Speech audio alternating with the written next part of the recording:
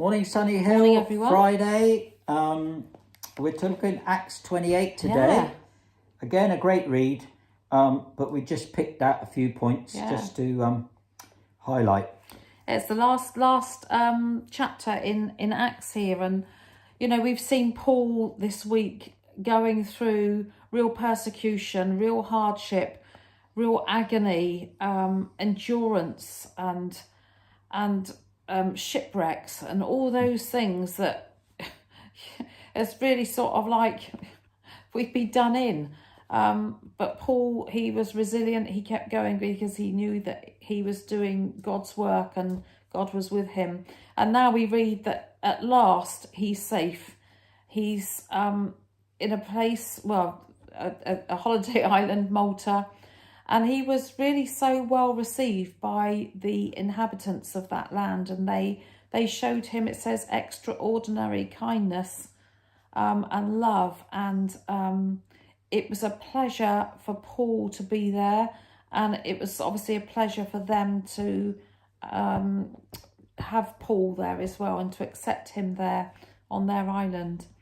And then, different things happened to him at Malta. But towards the end of Acts 28, where the Holy Spirit was speaking through Isaiah the prophet, that really is quite sort of, it's a real sad, almost sad lament in my eyes, where the Holy Spirit says, you will keep on hearing but will not understand. You will keep on seeing but not perceive. And their hearts are hardened, they're calloused, and their ears can hardly hear, their eyes can hardly see. And otherwise they might see with their eyes and hear with their ears and understand with their heart and return to me. This is what Jesus is saying, return to me and I would heal them. Jesus is there waiting for people to come to him.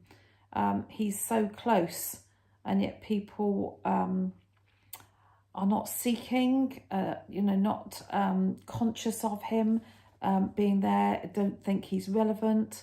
But we do, and we've had the Holy Spirit open our eyes to that. And so our hearts do understand, and our eyes do see, and our ears do hear. And we must be so thankful for God for that. Yeah, and then verse 28, which is sad, but for us, it's absolutely brilliant. Verse 28, Paul says, therefore, I want you to know that God's salvation has been sent to the Gentiles, and they will listen. Paul knew that the Gentiles were ready for this message as well. The Jews almost had rejected it. Many of them had come to faith in Jesus, and then they get persecuted for it. But Paul then says, therefore, I want you to know that God's salvation has been sent to the Gentiles, and they will listen. But God knew that the Gentiles would listen. The Gentiles have probably been waiting all this time. We as Gentiles that aren't of the Jewish faith, we just waited for people to proclaim Jesus to us.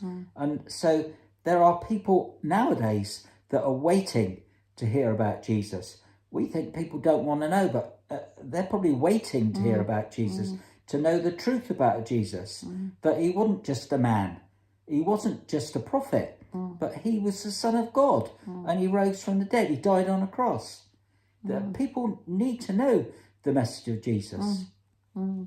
So, and I thought, if we're praying for people whose ears need to be opened and eyes opened and our hearts to be softened, we've got to keep praying. We've got to keep praying. We mustn't give up.